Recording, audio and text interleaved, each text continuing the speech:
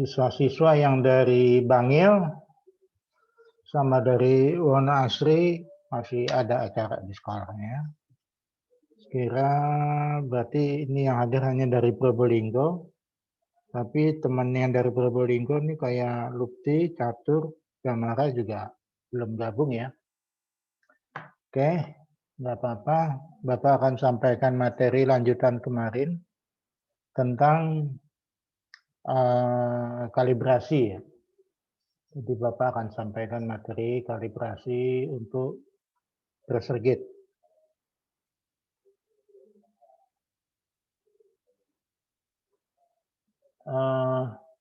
Siap ya,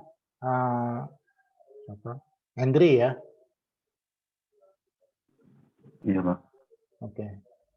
Jadi tolong nanti tetap direspon suara Bapak. Supaya Bapak yakin masih ada yang mendengarkan Bapak.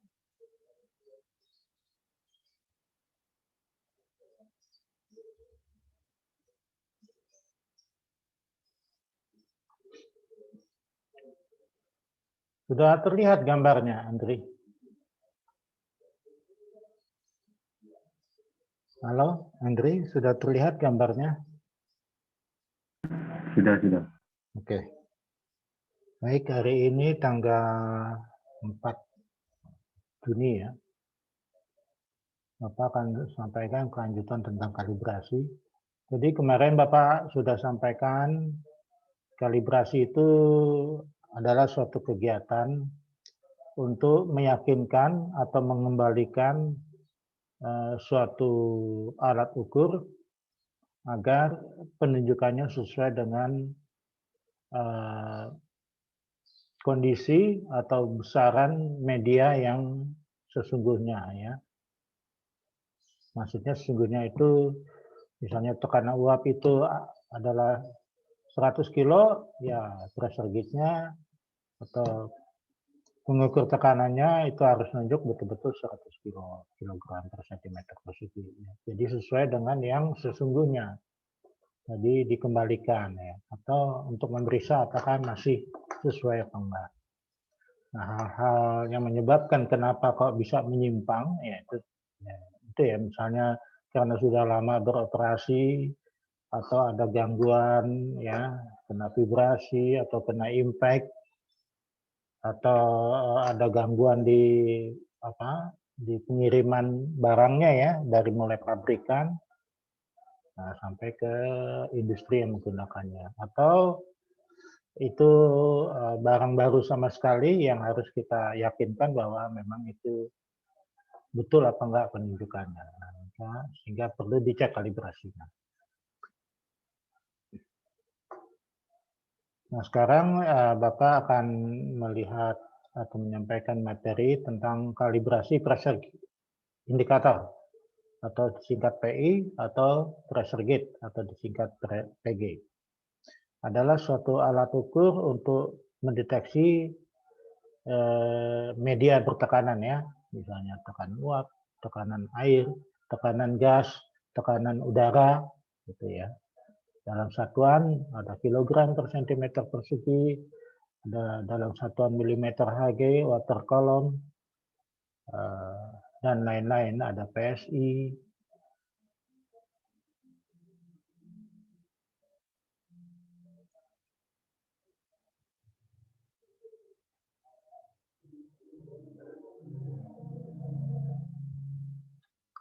Pressure gauge atau juga sering disebut pressure indicator adalah alat yang digunakan untuk mengukur tekanan fluida,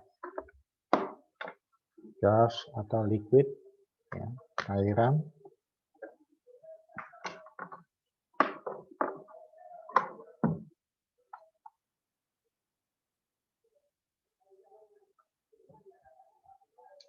Elemen pengukur dalam pressure gauge, jadi bagian-bagian dari pressure gauge maksudnya ya, itu apa saja sehingga dia bisa memberitahu ke kita bahwa tekanan media tadi sekian kilogram per sentimeter persegi. Nah, ini salah satunya adalah Bourdon tube. Burden tube adalah tabung dengan ujung tertutup yang apabila diberikan pressure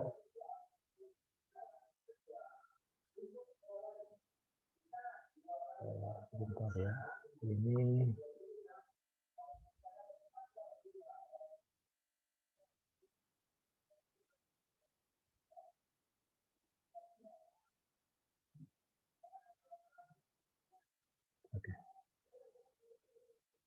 akan meregang sesuai besarnya pressure yang diberikan, serta dapat kembali ke bentuk semula. Terdapat beberapa bentuk Burden tube. Ada yang Burden C, ada yang spiral, ada yang Burden helix. Jadi Burden tube dengan bentuk C menyerupai huruf C, Burden tube dengan bentuk spiral. Ya. Kalau yang helix ya, dengan bentuk helikal.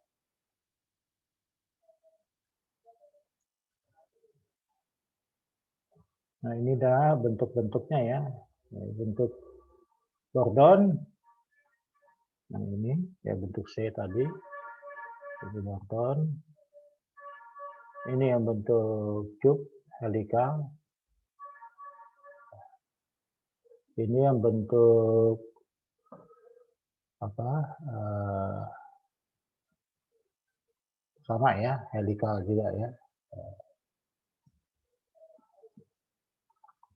Kita kembali lagi. Bentuknya helikal, Gordon, sama spiral.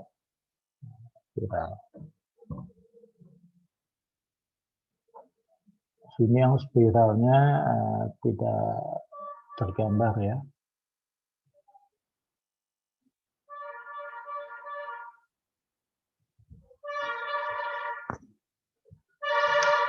Baik, kita lihat dulu yang bentuk Gordon ini tadi. Jadi tekanan udara ya, atau tekanan gas atau tekanan cair ya, ke dalam pipa, nanti masuk ke dalam sini. Nah, sehingga masuk ke dalam bentuk C tadi, yang ini ya. Nah, karena ini menerima tekanan, katakan ini misalnya 100 kg per sentimeter persegi, tekanannya akan dirasakan di sini juga 100 kilo ya. Sehingga ini kan kalau ini bentuknya C gini berarti ini ada titik tengahnya, ini ada diameternya. Misalnya aslinya sekian, karena terkena tekanan maka dia akan mengembang. Ya. Nah, akan mengembang, sehingga diameternya akan lebih lebar ya. Nah, itu prinsipnya. Nanti kalau tekanannya diturunkan, maka dia akan bingkep lagi ya. Jadi diameternya akan mengecil lagi.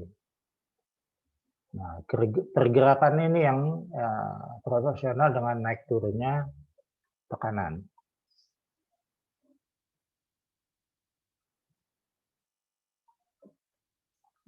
Kita kembali ke gambar yang ini. Nah, ini tadi diameternya kan bisa berubah tadi ya, karena adanya perubahan tekanan itu tadi. Nah, pergerakannya itu, naik turunnya itu, karena adanya perubahan tekanan, nanti akan menggerakkan tongkat ini atau link ini ya. Nah, tongkat ini akan bergerak ya.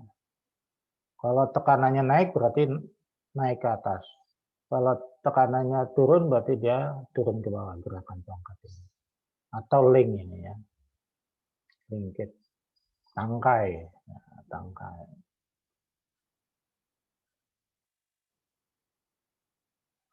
Kemudian di sini ada engsel. Nah, ini engsel.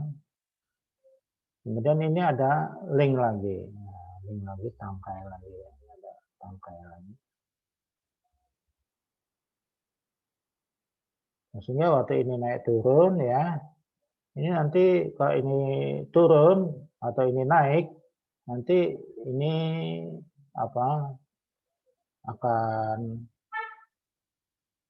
menggerakkan ini menjadi turun ya. Nah, gitu. Jadi kalau ini naik, ini akan menjadi turun. Nah, karena ini linkitnya ini bebas ya, bebas. Nah, kalau yang di sini ada engsel juga. Yang ini ada engsel. Nah, ini engsel ini dia tetap ya, atau fix pada konstruksi daripada pressure gauge. Sehingga waktu yang tangkai ini naik, ini akan turun ya, akan turun. Kemudian ini akan bergerak ke sini. Kalau ini bergerak sini, maka yang ini akan bergerak ke sana. Nah, ini skalanya. Katakan ini sekarang menunjuk di 100, angka 100. Nah, demikianlah bagaimana pressure gauge bisa menunjuk. Jarum ini sama skala ini kalau digambar ini ya ini. Ini skalanya ini jarumnya ini. Nah, ini bentuk C-nya ini tadi. Jordan yang bentuk C. Ada di belakangnya sini. Di dalamnya sini ya.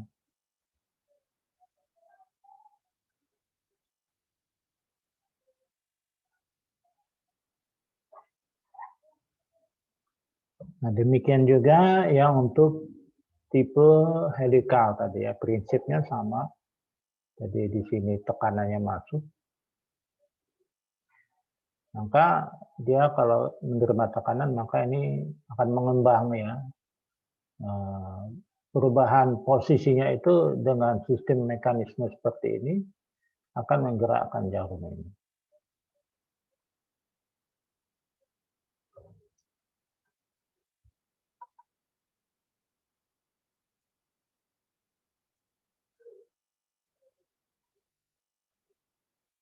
Kemudian ini yang tipe billows.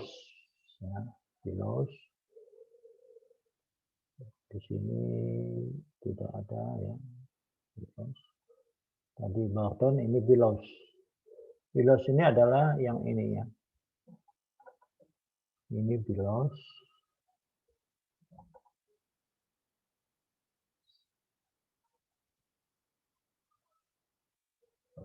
Billows adalah elemen pengukur tekanan yang mampu berdefleksi atau mengembang, terdiri atas sebuah tubing metal yang bisa mengembang searah mengikuti panjangnya. Billows dengan diameter yang lebar bisa membaca low pressure atau tekanan rendah lebih baik daripada Bourdon tube yang bentuk C sebelumnya itu ya. Jadi untuk tekanan rendah lebih peka menggunakan billows. Nah, ini kita lihat tekanan masuk sini ya. Kemudian nanti di sini tabung billowsnya adalah ini ya. Tabung billowsnya ini. Jadi kalau Bapak gambarkan itu sendiri.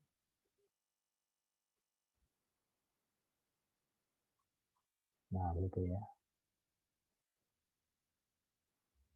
Kemudian nanti dia ditempatkan di satu ruangan lagi.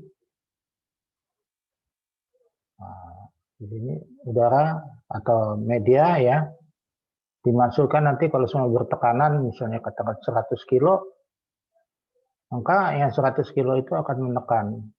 Jadi nanti billows tadi akan semuanya tadi waktu tidak ditekan dia jaraknya segini. Begitu ditekan maka dia akan menjadi pendek. Nah, gitu ya. Jadi sini. Nah, kemudian di dalamnya sini ya, di dalamnya sini dipasangi spring. Nah, ini ada spring ya. Spare untuk pelawan, untuk pengimbangnya. Nah, kemudian di sini ada semacam untuk pengait petangkai tadi, ya ini ada gear, ya ada pinion gear tadi, ya. Kemudian di sini nanti bisa naik turun sesuai dengan tekanan yang dirasakan, sehingga nanti akan menggerakkan jarum tadi. Nah, ini skalanya. 0 misalnya sampai 150 kg per cm.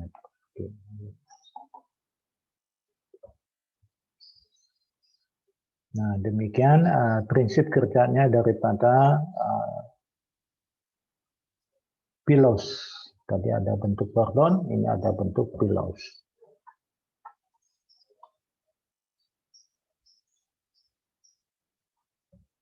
Kemudian ada dalam bentuk diafragma. Diafragma itu ini. Jadi ini kalau kita lihat penampangnya ini ya, dari sini kita lihat. Ini plat tipis saja ya, yang lentur. Kemudian dibikin di sini konturnya ya. Dibikin kontur sedemikian rupa. Nah, ini kalau kita potong, yang kita lihat penampangnya berarti gitu ya.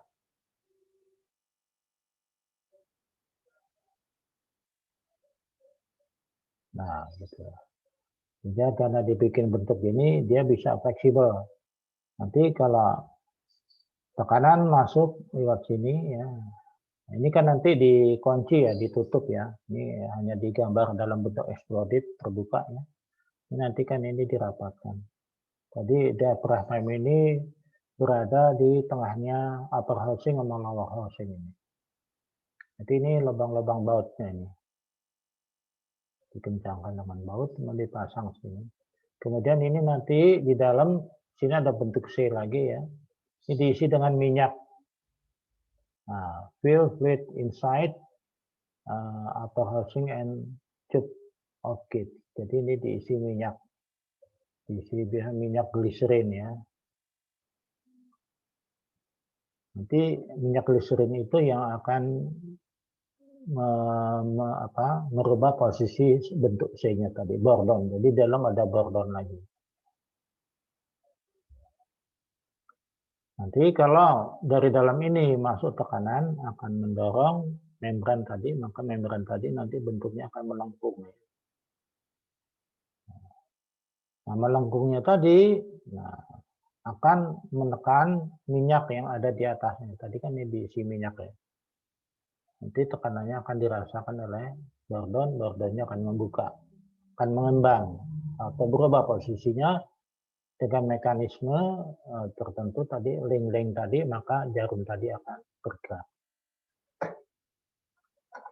Nah, makanya di sini diafragma adalah piringan fleksibel atau flexible disk yang bisa berbentuk tipis atau flat diaphragm atau memiliki lipatan konsentris corrugate diaphragm.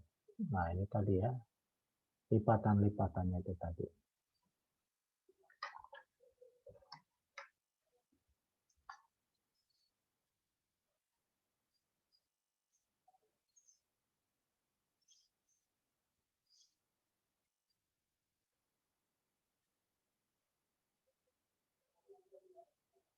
Kemudian ada dalam bentuk kapsul.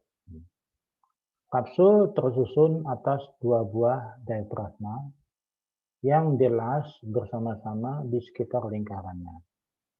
Sensitivitas kapsul meningkat proporsional dengan diameternya, yang pada umumnya berdiameter secara konvensional bervariasi antara 25 sampai 150 mm. Nah, ini kita lihat.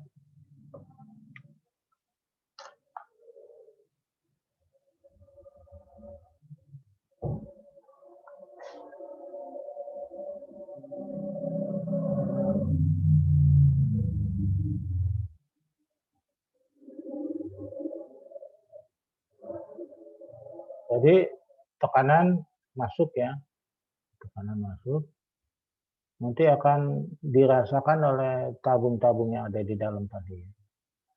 Nah, sehingga nanti tabung tadi merupakan diafragmanya ya. Nah, dia arahnya berlawanan nanti. Nah, ini nanti dengan mekanisme ini akan menggerakkan jarum tadi, sehingga bisa menunjuk.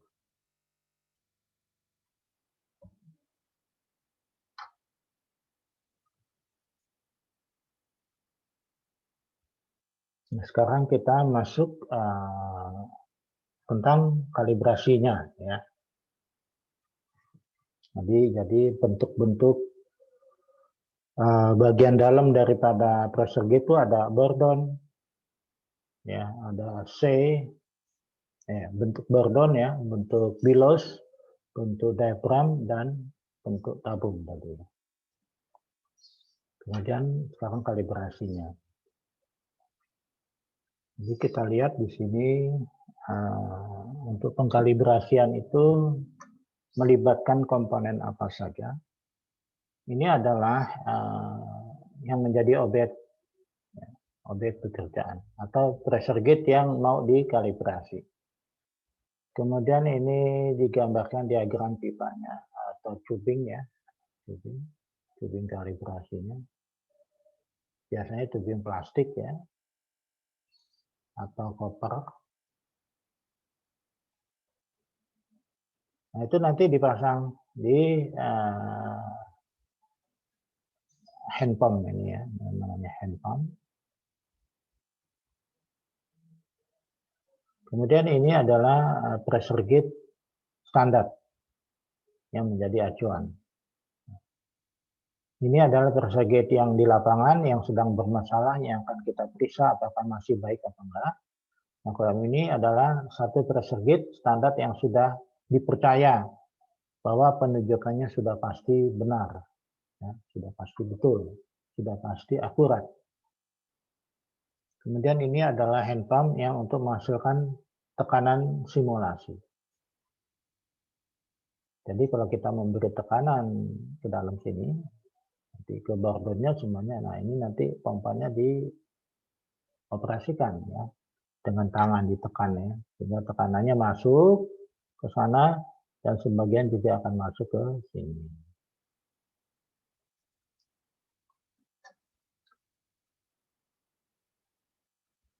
Kita lihat range pressure gauge 0 sampai 400 kilo. Nah, kemarin range itu adalah daerah ukur ya. Daerah ukur. Nah, ini ya.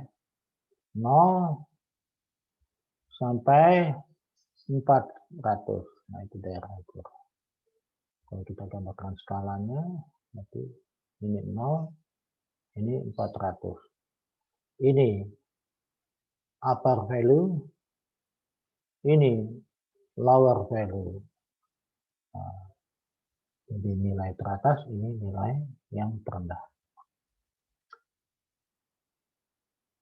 Range pressure gauge 0 sampai 400 kg per cm persegi. Periksa pada 0 kg per cm persegi, penunjukan pada jarum arus, ya, ada jarum ini, ada jarum ya, jadi tidak pakai arus. Pada jarum harus 0 kg per cm persegi. Nah, jadi kalau nggak dikasih tekanan apa-apa atau 0 kilo, di sini harus 0. Bila tidak bisa ya, maka atur pada jarum dengan obeng minus. Bila tidak, atur pada jarum dengan obeng minus, kemudian berikan tekanan dengan hand pump. Pressure validator sebesar 400 kg per cm persegi. Jadi tadi 0, kemudian langsung dikasih nilai yang upper value-nya ya, 400. Maka jarum harus menunjuk 400 kg per cm. Bila tidak, atur span adjust. Jadi ada span adjust. Kalau tadi bila tidak, atur pada jarum dengan obeng minus. Kalau yang untuk nolnya. Kalau pada 400 berarti span aja. Bila selesai periksa linearnya pressure gauge dari 0 sampai 400 kg per cm. Nah, sekarang kita tahu dari mana bahwa tekanannya itu 0, benar 0, benar 400, ya patokan ini ya. Jadi kalau ini 0, seharusnya di sini juga 0. Kalau di sini kita beri dengan handpan 400, ya 400, nah di sini harus menunjuk 400. Jadi ini adalah patokan standarnya. Kalau nggak bisa 0, maka jarumnya ini dicabut. Ya, tadi dikatakan jarum dengan objek minus dicabut dulu. Kalau pada 400 nggak mau, maka di span adjust. Nah, span adjust itu ada di bagian belakang. Dibuka bagian belakang. Nah, ini kita lihat bagian-bagian belakang ada Bourdon tube yang bentuk C tadi ini. Kemudian ada gear ya, ada pinion tadi ya. Nah, itu tadi digambarin diagram tadi ya, ini pinionnya. Nah, nanti ke mekanisme jarum, ke poros jarumnya. Kemudian ada span adjust. Nah, ini span adjust. Nah, ini ya. Ini yang digeser-geser. Dilonggarkan, kemudian digeser supaya jarumnya itu nunjuk tadi ke 400. Dengan catatan di sini stabil ya, dipertahankan 400. Sudah itu baru pengunci posisi gear. Jadi ini dilonggarkan dulu ya. Sudah oke, baru dikunci, gearnya ini dikunci. Jadi prinsipnya seperti itu. Maka kita lihat pelaksanaan yang sesuai dengan instruksi kerjanya. Tadi adalah prinsipnya. Nah, di sini kita tadi di lapangan menggunakan hand pump yang mudah-mudah dibawa ke lapangan ini karena ringan. Nah, kalau ini adalah yang di bengkel. Nah, ini menggunakan satu alat yang namanya deadweight tester. Jadi deadweight tester tadi lebih fleksibel ya, banyak connection ya, ukuran sesuai dengan connection pressure gauge macam-macam. Kemudian ada hand pump-nya ya, ada hand pump-nya juga ini. Kemudian ada yang untuk pengaturan sisi halusnya ya. Jadi ini adalah yang menjadi objek. Ini adalah standarnya. Pressure gauge standarnya. Yang menjadi acuan.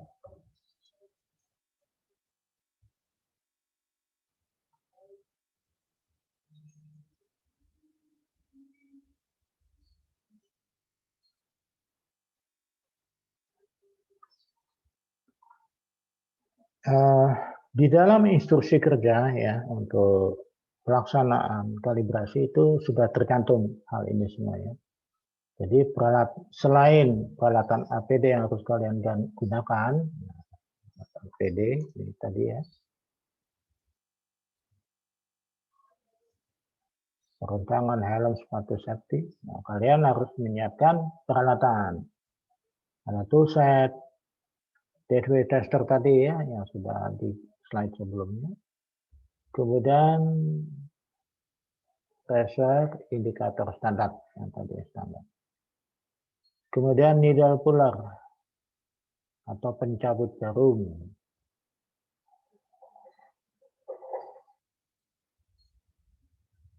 Pencabut jarum pressure indikator. Kunci Inggris besar dan kecil, kunci pipa, seal tape. Seal tape ini adalah pelapis ya, perapat pada cubing-cubing konektor. Nanti perlu dirapatkan dengan seal tape ini. Kemudian kain pembersih, kemudian penetran. Penetran ini untuk membuka connection yang macet ya.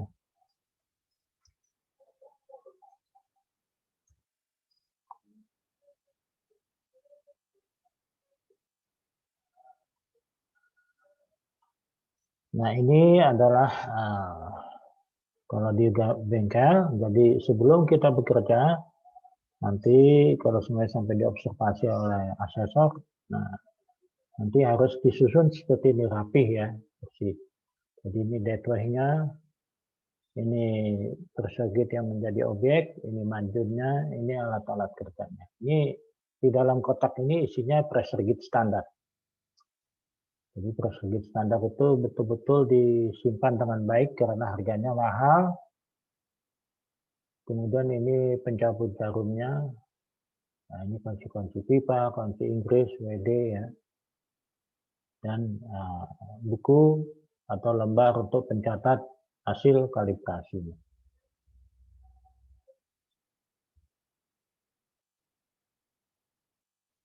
Persiapan atau prosedur pengamanan.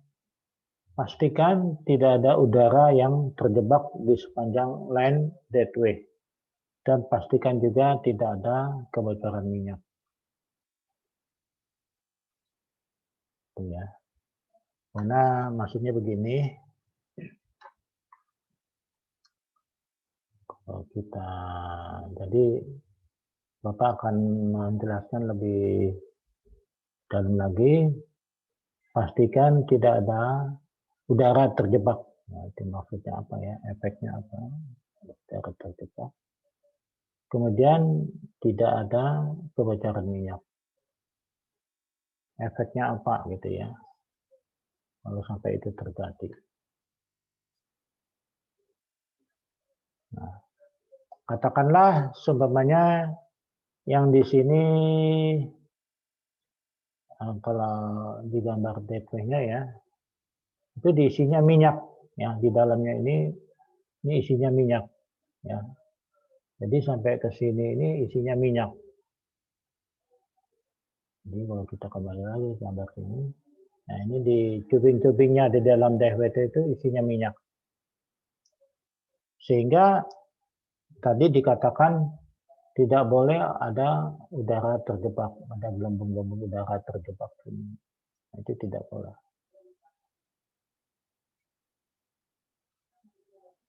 Atau tadi semuanya, tadi ada yang model diafragma ya.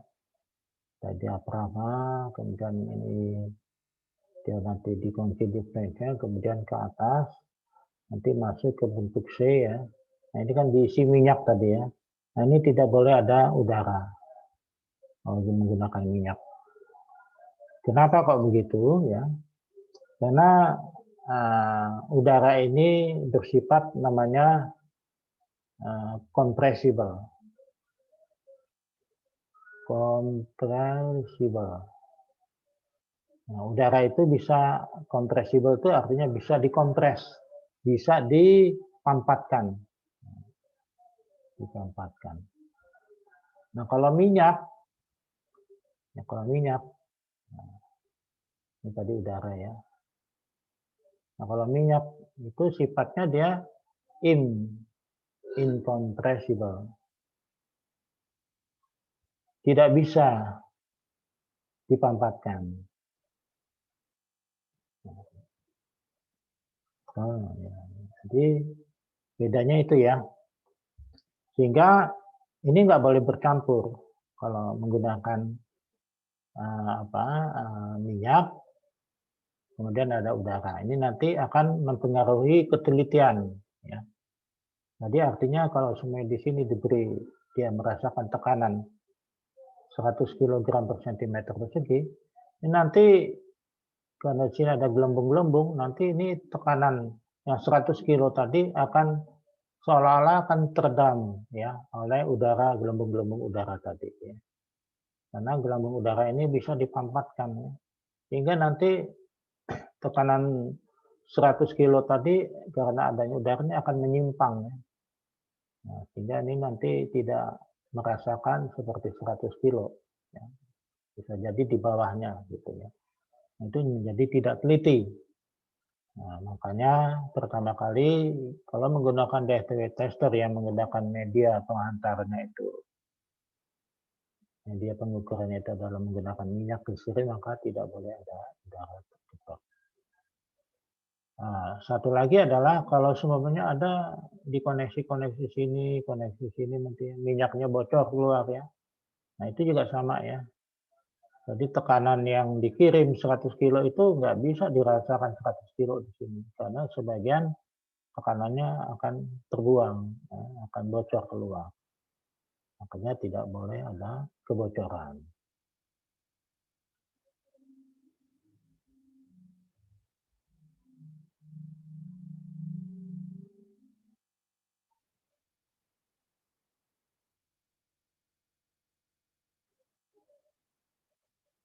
Nah, itu yang dimaksud tidak boleh ada udara terjebak, karena udara tadi sifatnya kompresibel. Kebocoran minyak tidak boleh, karena nanti tekanan yang dirasakan tidak 100%, karena sebagian terbuang.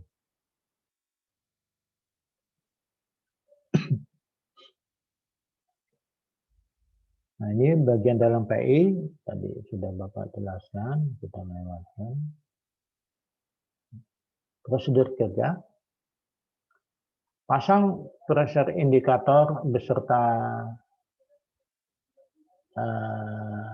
standarnya, ya, pressure indicator standarnya pada gateway tester. Pastikan sudah diberi seal tip. Nah, artinya di koneksi-koneksi tadi, ya, di konektornya itu sudah diberi seal tip. Beberapa tadi supaya minyaknya nggak bocor keluar. Tadi kan nggak boleh keluar, ya, bocor keluar, karena akan mengganggu ketelitian. Kemudian tadi sesudah ya sudah pasang semua, baru beri tekanan 0%, 25%, 50, 75, 100 dan sebaliknya ya. Lalu catat pada forum kalibrasi kolom before up dan before down, dan bandingkan penunjukan pada pressure gauge dengan pressure gauge standar.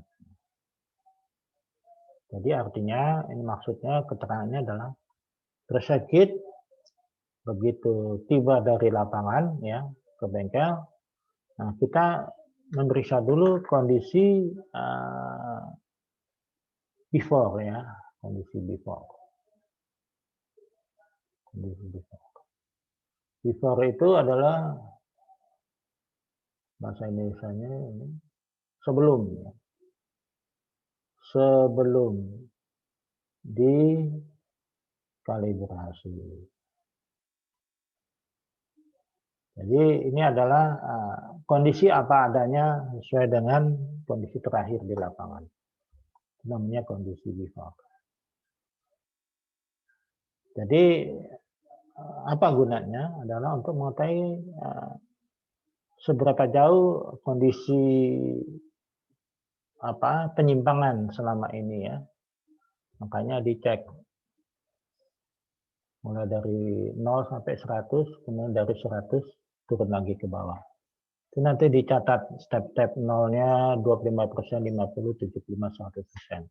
Ini maksudnya adalah persen dari skala. Ya. Kalau skalanya 0, 0 sampai 100, ya berarti 0% di sini. 25% ya di sini ya. 25. 50%-nya di 50. 75%-nya ya di sini. Nah gitu maksudnya ya. Jadi diberi tekanan 0, diberi tekanan 25 kilo, diberi tekanan 50 kilo, diberi tekanan 75 kilo, 100 kilo. Ini kalau memang range-nya tadi antara 0 sampai 100 kg per cm.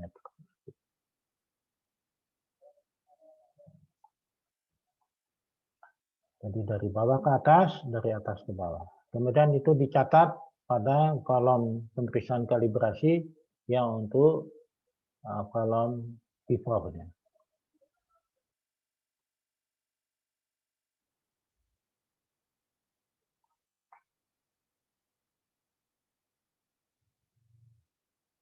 Ini contoh seal tip ya, dipasang seal tip. Supaya minyak tidak bocor keluar.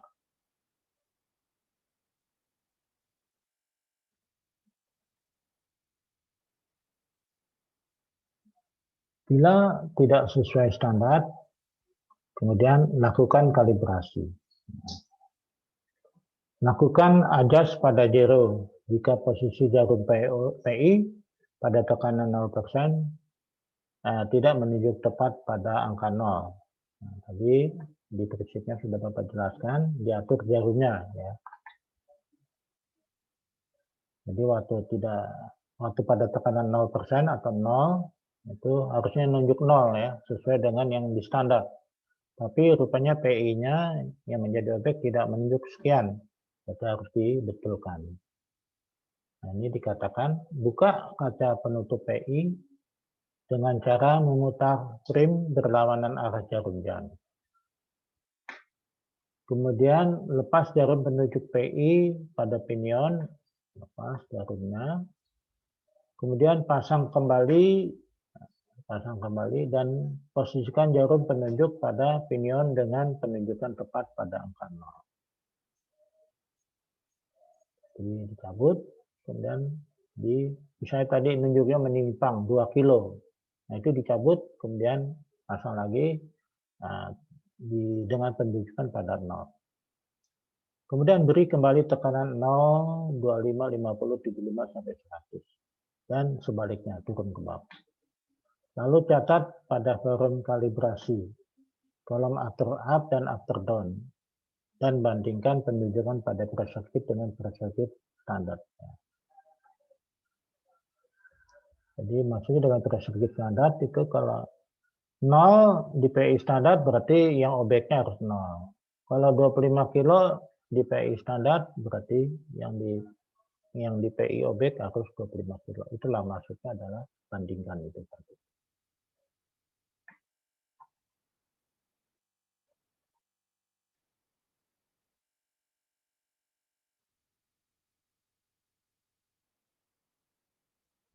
Nah, ini adalah jarumnya dicabut menggunakan pencabut jarum ya, dilepas dari pinionnya.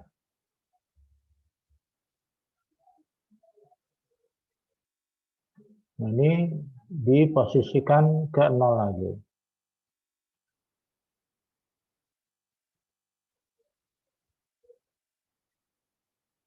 Kemudian diberi tekanan 0, 25, 50, 75, sampai 100. Kemudian turun. Ini adalah pressure gauge standar yang menjadi acuan.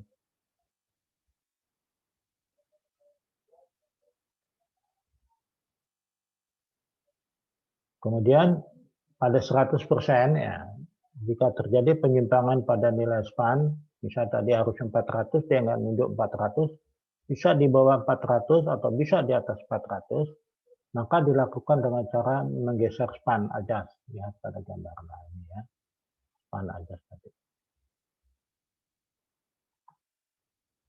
Maka dilakukan dengan cara menggeser span adjust, lihat pada gambar, kemudian beri tekanan kembali dan catat hasilnya pada forum kalibrasi.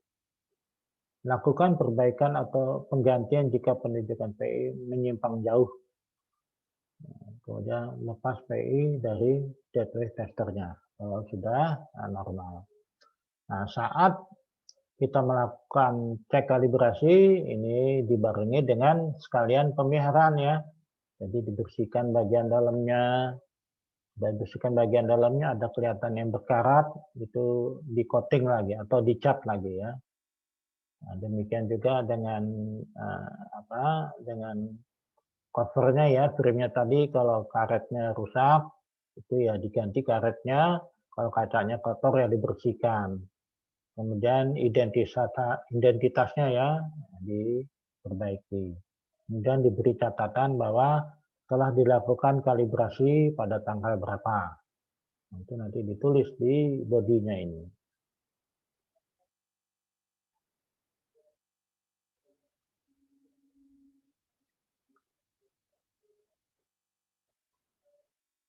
Nah, ini kita lihat hal-hal yang sering terjadi ya, pada pressure gauge.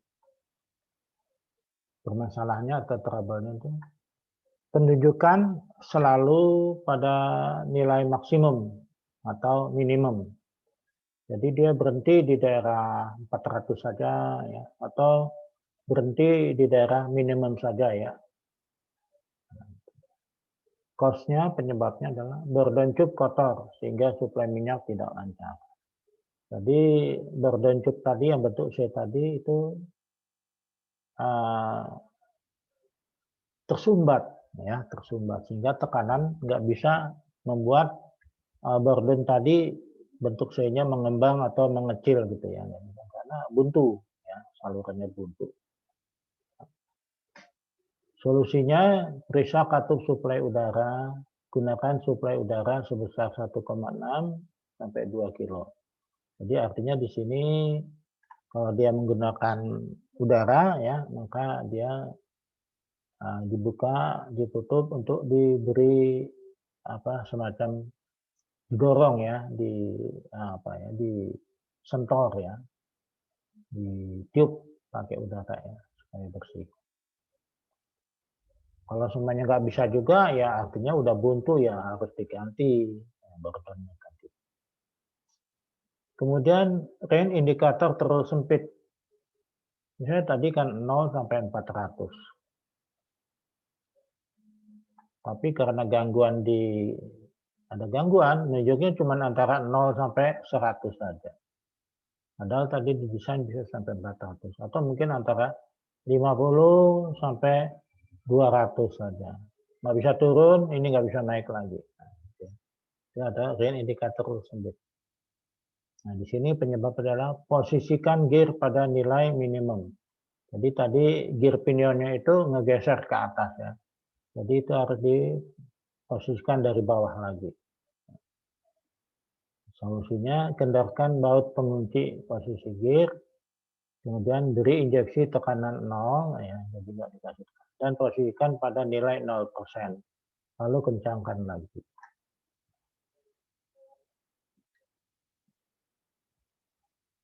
Kemudian gangguan lainnya tidak linear.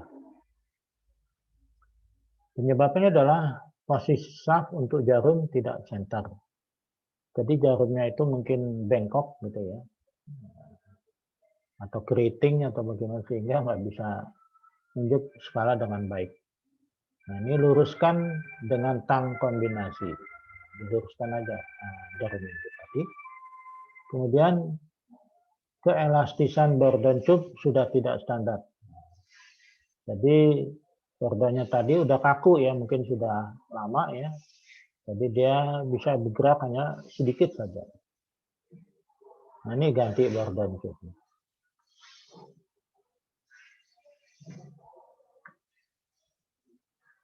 Ya mungkin bisa saja di lapangan lebih banyak lagi ya model gangguannya ya. Makanya itu tergantung daripada improvisasi teknisinya ya. Keahlian daripada teknisinya untuk mengatasi permasalahan. Jadi ini yang sering terjadi, tapi masalah yang lain bisa jadi lebih dari ini ya. Misalnya jarumnya itu selalu bergetar ya, tidak mau diam pada satu posisi. Nah, itu penyebabnya ada lagi ya.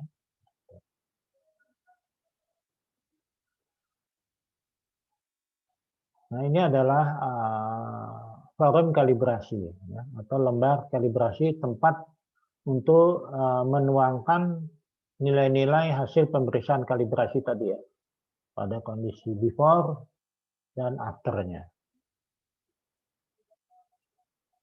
Ini kita lihat, ini adalah nilai standar itu nanti dituangkan sini ya, misalnya pada tekanan berapa gitu ya, ini nanti ditulis di sini.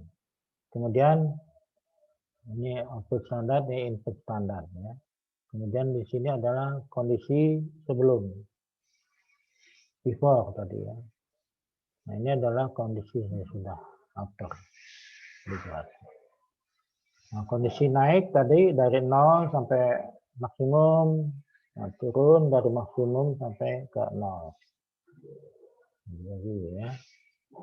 Nanti bagaimana ya hasilnya? Nanti dicatat ya di sini.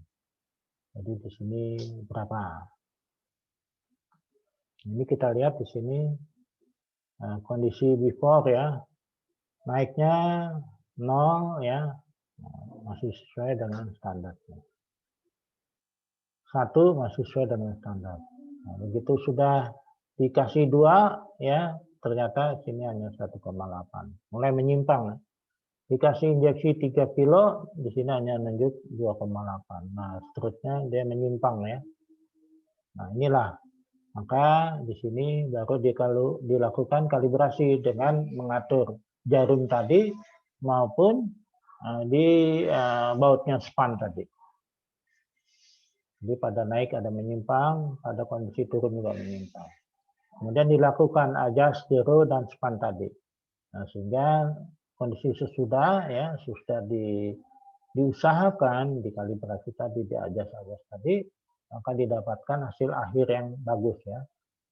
Naiknya sesuai. 1, 1, 2, 2, 3, 3 ya. 4, nah 4 ya. Jadi sesuai dengan yang seharusnya.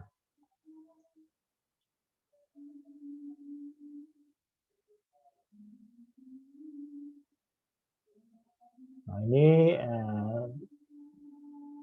jadi kalau kita balik ke slide sebelumnya, ini adalah potongannya ya, potongan dari ini. Ini adalah lambang daripada kalau kita mengkalibrasi suatu circuit. Nah ini adalah bentuk keseluruhan daripada volume kalibrasinya. Jadi yang di gambar pendek tadi adalah yang bagian yang ini tadi. Ini kalau keseluruhan seperti ini. Di sini memuat identitas circuitnya. Di sini adalah untuk menuang kalau ada catatan ya. Sini adalah pelaksana ya. Kemudian di sini ada tanggal kalibrasinya. Di sini pelaksananya, di sini adalah supervisornya atau menyetujui.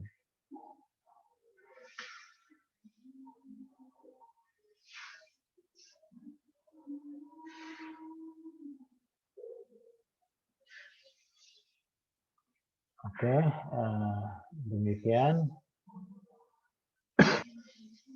Hendri, barangkali ada yang mau ditanya, silakan. Bisa ditangkap yang Bapak jelaskan tadi?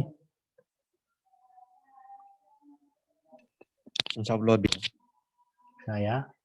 Apakah di sekolah, di fasilitas prakteknya pernah menemukan alat pressure gauge atau indikator pressure indikator?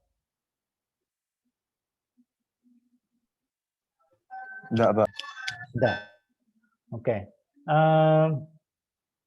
Hendri pernah lihat kompresor di sekolahnya? Iya, Pak. Lihat ya. Tapi bukan teknik saya, Pak. Oke, nggak apa-apa. Yang penting kan pernah lihat ya. Bapak hanya mau ngasih tahu bahwa kalau di kompresor itu mesti ada tabungnya ya, ada tabungnya ya, atau ada untuk melihat tekanan keluarannya itu berapa dari kompresor. Nah itu adalah pressure gauge ya, jadi untuk menunjukkan tekanan. Demikian, Hendri, kalau nggak ada yang ditanya, Bapak cukupkan hari ini. Nanti mudah-mudahan hari Senin teman-teman yang lainnya bisa kumpul ya, karena mereka mau minta ditunjukin apa itu IK, apa itu WO ya. Dan karena kan nanti mau membuat videonya ya.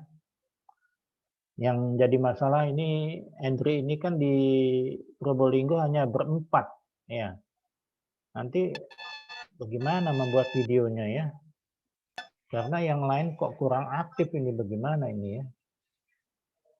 Coba nanti Henry ya dicari cara bagaimana supaya bisa membuat video prakteknya sendiri ya. Misalnya, Iya, Pak. Misalnya apa ya? Rangkaian start stop untuk sebuah motor listrik gitu. Udah diajarin belum di sekolah?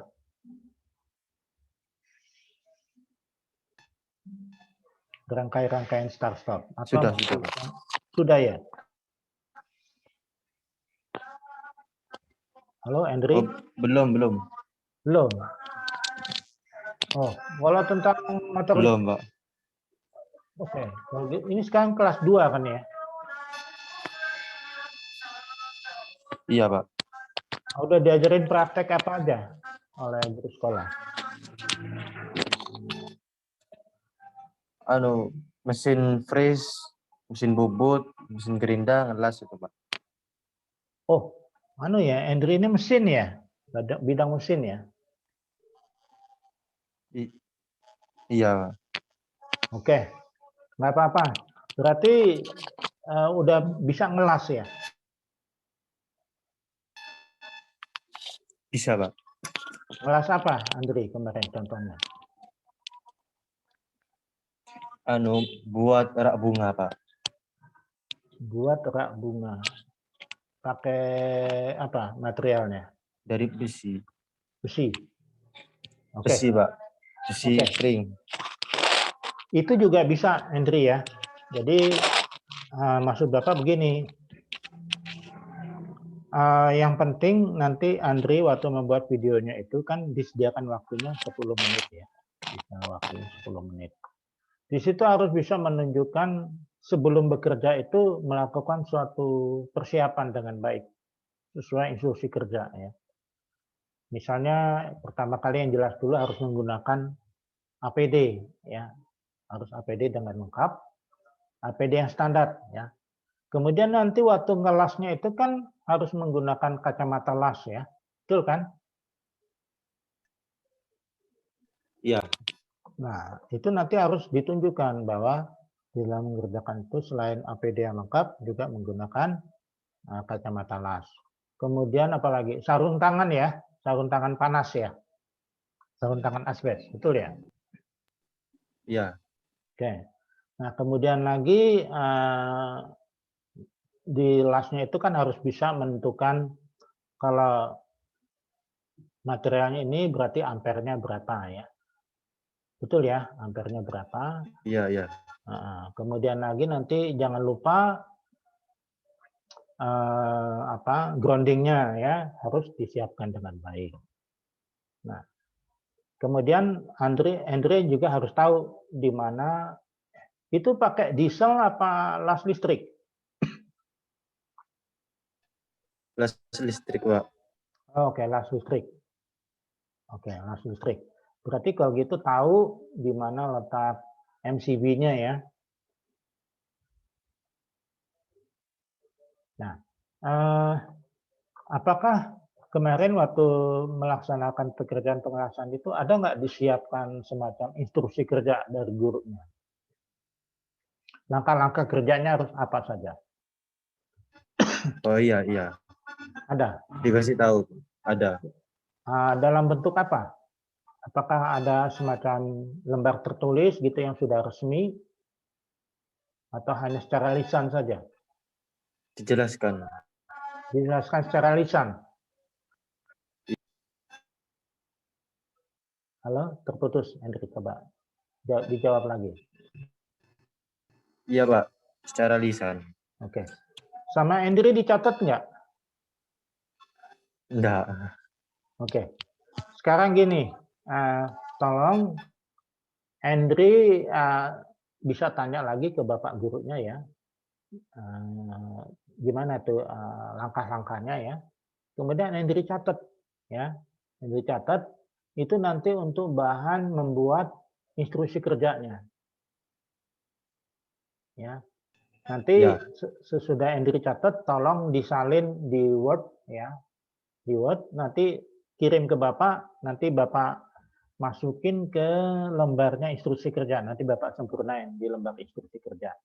Supaya bisa dijadikan entry di dalam rangka petunjuk kerja. Karena nanti di dalam videonya harus menunjukkan harus ada instruksi kerja yang resmi. Harus ada work order-nya yang resmi. Bisa gitu Andri ya? Bisa, Pak. Oke. Jadi nanti di instruksi kerjanya itu akan memuat kalau menggunakan bahan seperti ini ya, itu menggunakan ampernya berapa gitu ya. Kemudian kawat lasnya tuh yang kawat las jenisnya apa, yang diameternya berapa, mungkin gitu ya. Nah itu tolong ditulis di situ, sehingga nanti Bapak bisa susun instruksi kerjanya untuk Andri nanti ya. Siap Andri ya? Biar Bapak bantu, karena Andri cuma sendiri nih, saya nggak tahu teman-teman yang lain bagaimana. Kan yang mesin cuma Andri aja ya? Saya sama Pak, sama Catur. Oke. Kalau bisa bekerja sama berdua ya. Jadi berdua itu satu tim nanti. Ya. Iya, Pak. Karena laporan video praktek ini jadi syarat ya untuk mendapatkan sertifikat itu tadi. Ya. Jadi nanti akan Bapak tuntun Iya. supaya videonya jadi ya. Tapi Bapak tolong dikirimi dulu langkah-langkah kerjanya itu tadi. Nanti akan Bapak muat di IKA. Nanti kalau IKA-nya udah jadi akan Bapak kirim lagi ke Andri berikut dengan work ordernya. Itu ya Andri ya. Iya, Pak. Oke, baik. Ya. Kalau sudah mengerti, Bapak tutup hari ini. Assalamualaikum warahmatullahi wabarakatuh. Waalaikumsalam warahmatullahi wabarakatuh. Makasih, Pak. Ya.